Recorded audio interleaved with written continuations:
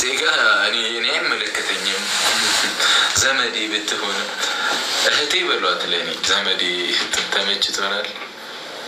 እንግዲህ እናንተ የምታደርጉትን አድርጉት። ቀስ እያለ እንዲያመጣት ከዛ ያው ወደ ፍቅር በጣም ወደው ሰው ነው ፍፄን ማርያምን። አሁን እግዚአብሔር ብሎ ከእሷ ጋር ጥሩ ህይወት ቢመሩ እኔ ደስ ይለኛል። ምክንያቱም ሁለቱም ጥሩ ልጆች ናቸው ምናምን ደስ ይለኛል። እኔ አይከፋኝም።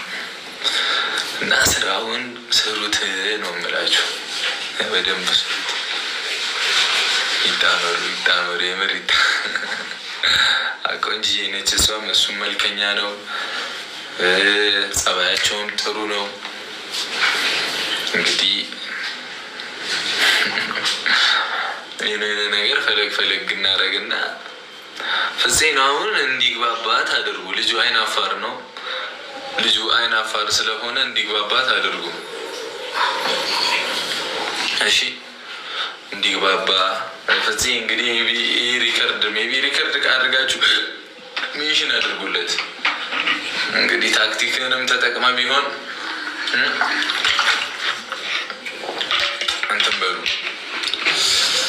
ጠበስ አስደርጉት።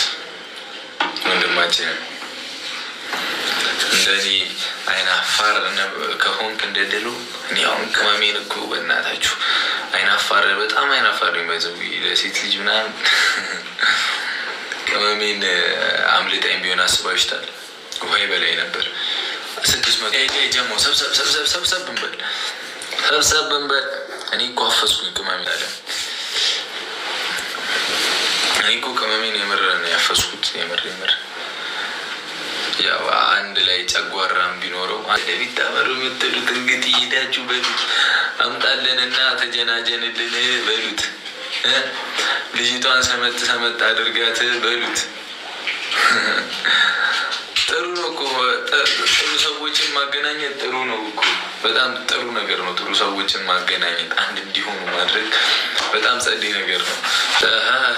እና እንዳልኳቸው ነው ጥሩ ሰዎችን ማገናኘት ጸዴ ነው። ሰላሚ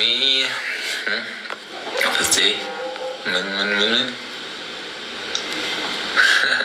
ፍፄን ከእናንተ ጋር ብቻ ነው የሚያየት የምፈልግ። እኔን አያገባኝ ልጁ ከኔ ጋር ትዳር አይመሰርት። እኔ ኦልሬዲ ባለ ትዳር ነኝ እንዴ።